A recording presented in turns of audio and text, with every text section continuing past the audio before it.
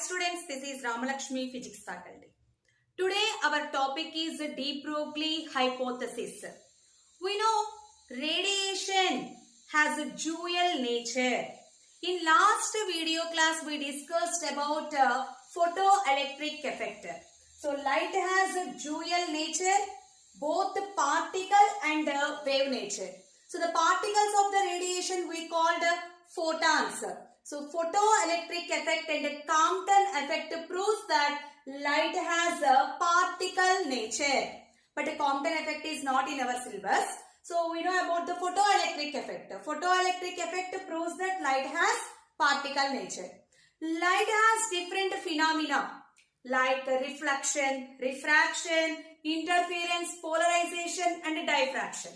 So interference, diffraction and polarization phenomena of light proves that light has a wave nature. Radiation has a dual nature, both particle and wave nature.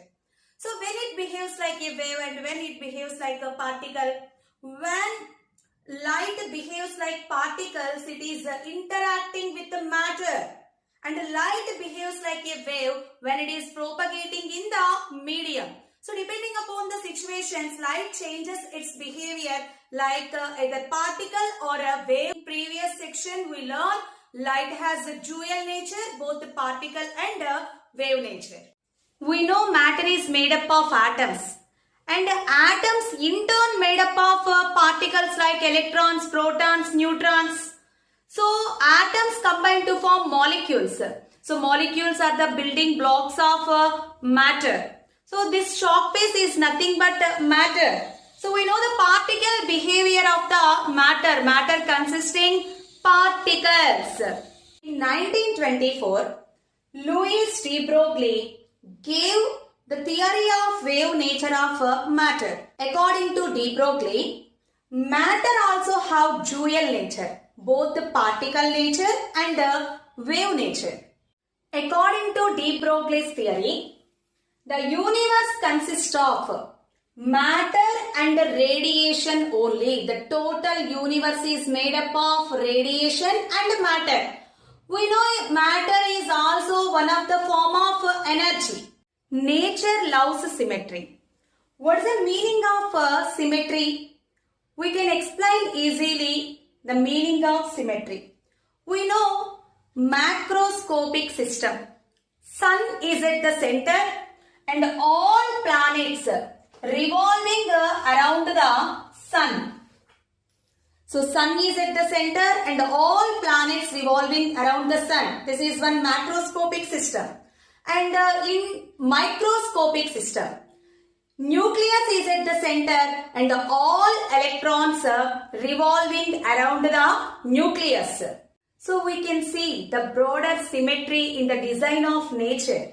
So it is understood that according to de Broglie, if one form of energy has a dual nature, the second form of energy also have dual nature. Why? Because nature loves symmetry. So matter also have dual nature, both the particle and the wave behavior. Already we know the particle behavior of the matter. According to de Broglie, the particles of matter like electrons, protons, neutrons also have dual nature like particle behavior at the same time wave properties. When a particle is at rest position, there is no wave nature. When the same particle is in motion, then the waves associated with that particle are called matter waves. So what are matter waves? The waves associated with a moving particle are called matter waves. And the wavelength is called the de Broglie wavelength. So matter waves associated, the particle is associated with waves are called matter waves. And that wavelength of the particle is called de Broglie wavelength. Mathematical form of de Broglie's equation. We know energy of photon and Einstein's mass energy equivalence. E is equals to mc square and energy of photon E is equals to h mu. Equate these two. H mu is equals to mc square. So this is equation 1 and equation 2. From these two equations we get h mu is equals to mc square. And we know frequency mu is equals to c by lambda. And substitute frequency in this equation. H into c by lambda is equals to mc square. Here one c get cancelled. From this, wavelength lambda is equals to h by mc. Here, m is the mass of the photon, c is the velocity of light, and h is the Planck's constant. So, wavelength of a photon is equals to h by mc. So, wavelength of photon, lambda is equals to h by mc. Here, de Broglie extended the same for particle also. Let us take a particle of mass m and the particle is moving with velocity v. Here photon of velocity is c. It is moving with velocity of light, but generally the particles not moving with velocity of light. So here mass of the particle is m and velocity of the particle is v. Then wavelength of the particle lambda is equals to h by mass of the particle into velocity of the particle. We know mass into velocity. The product of mass and velocity we called momentum. So momentum of the particle is equals to mv. So lambda, wavelength of the particle is equals to h by p. So wavelength of the particle in terms of the momentum h by p. So the mass of the particle is higher. So for example, a car is moving with a certain velocity. What about its wavelength? Either it is associated with the wave nature or not. Is it observable wavelength or not? No. Why? Because mass of the vehicle is very large and it is moving with a certain velocity. So wavelength of the particle is inversely proportional to momentum. So for larger objects, the particle is a heavy mass. Then the wavelength of the particle is very small. So we are unable to observe the wavelength of the particles of a heavier mass. But in case of the electron, proton, neutron, mass is very less. So wavelength of that particles are observable things. But de Broglie wavelength of the electron is large. It is enough to observe. So wavelength is inversely proportional to momentum of the particle. When momentum of the particle is less, then wavelength of the particle is high. So when wavelength is high, then only we are able to observe the properties of the particle, wave properties of the particle. Wavelength of the particle in case of the kinetic energy. We know kinetic energy half mv square. Kinetic energy is equals to half mv square.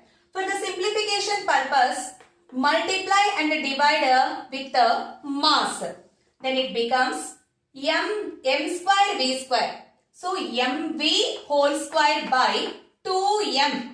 We know momentum is product of mass and velocity of the particle. From this, kinetic energy is equals to p square by 2m. P is equals to square root of 2m into kinetic energy. So now substitute momentum in a wavelength of the particle. So then lambda is equals to h by square root of 2mk, where m is mass of the particle and k is kinetic energy of the particle and h is the Planck's constant. Length of the particle in terms of kinetic energy. Lambda is equals to h by square root of 2mk. Wavelength of the particle in terms of potential difference. We know kinetic energy is equals to charge of the particle into potential difference applied. So kinetic energy is equals to Q V naught, where V naught is the potential difference and Q is the charge of the particle. So now substitute kinetic energy. So in this relation, lambda is equals to h by square root of 2mk. Then lambda is equals to Planck's constant by square root of 2 into mass of the particle into charge of the particle into potential difference, where V naught is the potential difference. So this is the relation between wavelength and potential of the particle. Next, wavelength of the particle in terms of temperature. From kinetic theory of gases, we know the relation between kinetic energy and temperature. So kinetic energy is equals to 3 by 2 kT. Here this is LHS side kinetic energy. Here RHS side K is Boltzmann constant. We know kinetic energy is equals to half mv square, that is equals to 3 by 2 kT. So for simplification purpose, on both sides multiply with mass. So it becomes m square v square. So p square. Here 2 cancelled on both sides. Momentum square is equals to 3m kt. So in, p is equals to square root of 3m kt. So we get momentum is equals to square root of 3m kt, where k is the Boltzmann's constant. So here p is equals to square root of 3m kt. So now substitute in wavelength, lambda is equals to h by square root of 3m kt. So wavelength of the particle in terms of the temperature. So this is wavelength of the particle in terms of velocity of the particle and in terms of momentum of the particle. What is the relation between wavelength and momentum? When momentum increases, then wavelength of the particle decreases. Both are inversely proportional to each other. And the wavelength of the particle in terms of the kinetic energy, lambda is equals to h by square root of 2mk. And the wavelength of the particle in terms of the potential, lambda is equals to h by square root of 2mq v naught, where v naught is the potential and q is the charge of the particle. Wavelength of the particle in terms of the temperature, lambda is equals to h by square root of 3m kt. So here this is important, we get this equation from kinetic theory of gases.